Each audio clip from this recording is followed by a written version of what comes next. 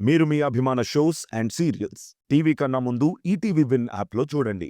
Download and subscribe to ETV win app. 99 రూపాయలు మాత్రమే.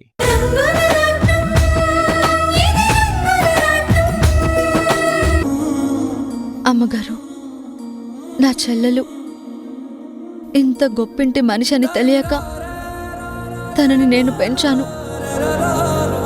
నా రక్తం పంచుకు పుట్టిన మనిషిలాగే నేను తనని చూసుకున్నాను.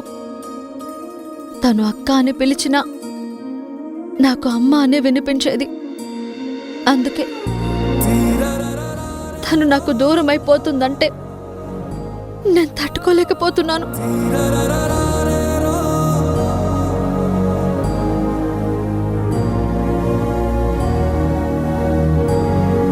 కానీ ఇప్పుడు తన వాళ్లతో తనుంటుంది.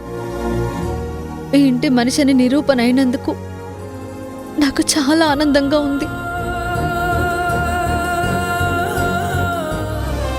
ఇన్నాళ్ళు కళ్ళల్లో పెట్టుకుని పెంచుకున్న నా చెల్లెలిని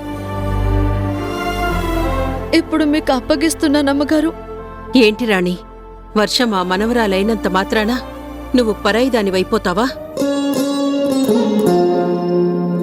అన్నయ్యని తాతయ్య అని పిలిచిన మొదటి మనిషివి నువ్వు. అందుకే ఈ ఇంటి పెద్ద మనవరాలివి కూడా నువ్వే.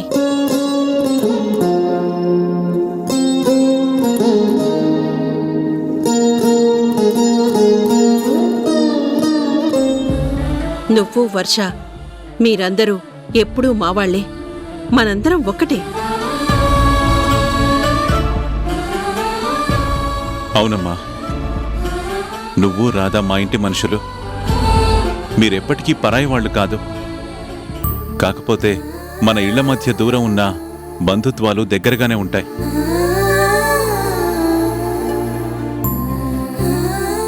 అమ్మా కీర్తి, ఆ రోజు నీకు అప్పగించిన పిల్లని నీ గుండెల్లో పెట్టుకుని చూసుకున్నావు. తల్లిగా ప్రేమను పెంచావు.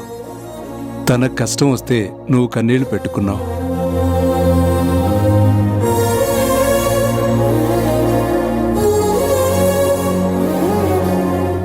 కన్న కూతురు కంటే చాలా గొప్పగా పెంచావు. నువ్వు మాత్రం పరాయి మనిషివి ఎలా అవుతావమ్మా? నువ్వు నా ప్రాణ స్నేహితుడి కూతురు అయినా మన మధ్య అంతకుమించిన బంధం ఉందమ్మా.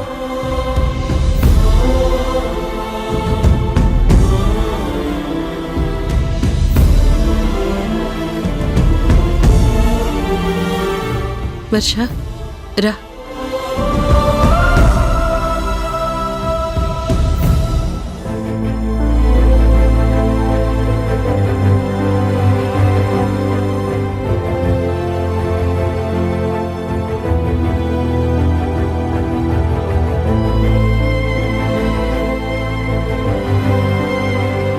చూడు సీత, నీ కూతురు వర్ష తను అందరికీ దూరమైనా తనకి తెలియకుండానే నీ పేరు పెట్టుకుని బతికింది.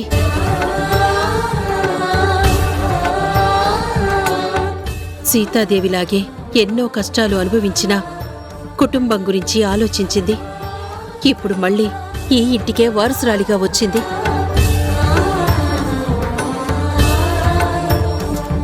నీ బిడ్డని నా కళ్ళల్లో పెట్టుకుని పెంచే బాధ్యత నాది. ఏ లోకంలో ఉన్నా మీరిద్దరూ వీళ్ళని ఆశీర్వదించండి. అమ్మా, నాన్న, మీరు ఎలా ఉంటారో కూడా నాకు తెలీదు. ఈ ఫోటోలో మిమ్మల్ని చూసినప్పుడు మీరే నాకు జన్మనిచ్చిన వాళ్ళు అని తెలిసింది.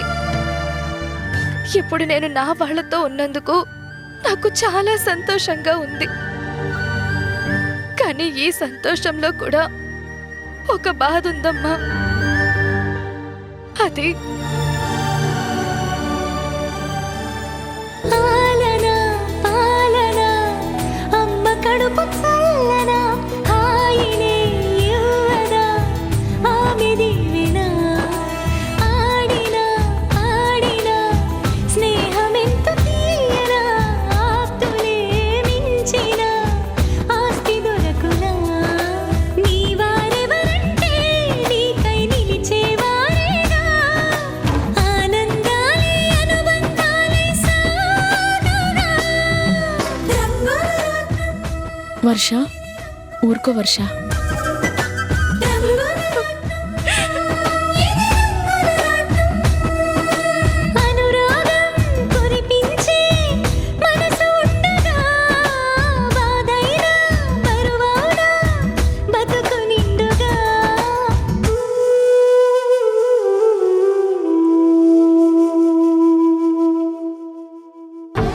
ఊరుకో వర్ష, ఇంకా ఎందుకు బాధపడతావు?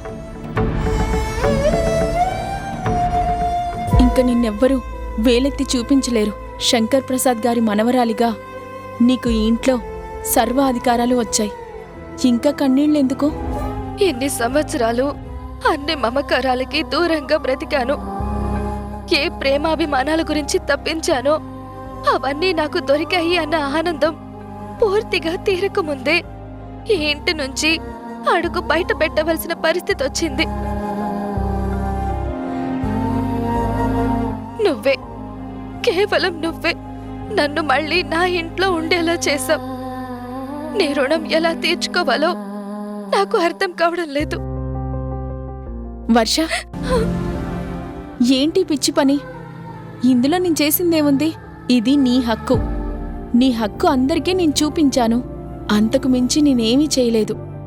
లేదమ్మా, ఒక మనిషి పుట్టాడు అని చెప్పడానికి బర్త్ సర్టిఫికెట్ చూపిస్తారు, పోయాడు అని నిరూపించడానికి డెత్ సర్టిఫికెట్ చూపిస్తారు. కానీ నా ఇంట్లో ఒక విచిత్రమైన పరిస్థితి వచ్చింది. నా మనవరాలు తన ఉనికి నిరూపించుకోవడానికి సాక్ష్యాధారాలు చూపించాల్సిన పరిస్థితి వచ్చింది. ఆ రోజే ఈ ఫోటో దొరుకుంటే ఈరోజు సమంత, వర్ష ఇద్దరూ మా కళ్ళ ముందే ఉండేవారు. సమంత ఎప్పుడు తన చెల్లిని తను ఎంత అభిమానంగా చూసుకుంటుందో మాతో చెప్పేదమ్మా. ఎన్నో ఏళ్లు దూరమైన తన చెల్లి కనబడితే తల్లి కన్నా ఎక్కువగా ప్రేమాభిమానాల్ని పంచుతాను అని చెప్పింది. కాని నీ చెల్లెలు ఈ వర్ష అని మేమందరం నెత్తి నోరు కొట్టుకు చెప్పినా ఈ సాక్ష్యం లేని కారణంగా తను అపార్థం చేసుకుని ఇక్కడి నుంచి వెళ్ళిపోయింది. నిజాన్ని తెలుసుకోకుండా మా అందరికీ కొండంత దుఃఖాన్ని మిగిల్చి తను శాశ్వతంగా దూరం అయిపోయిందమ్మా.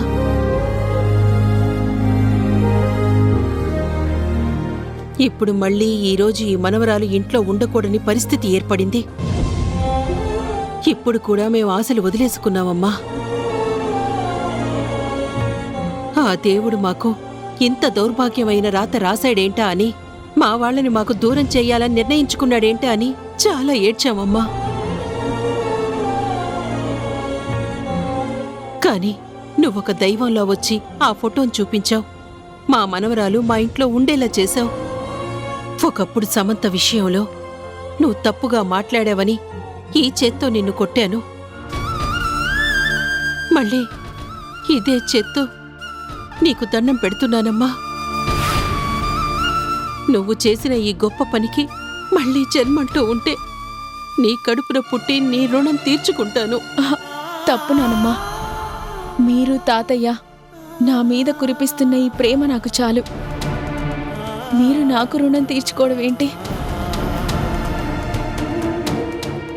నిజంగా నేనేం చేసినా మీ రుణం నేను తీర్చుకోలేను. నా విషయంలో మీరు చూపించిన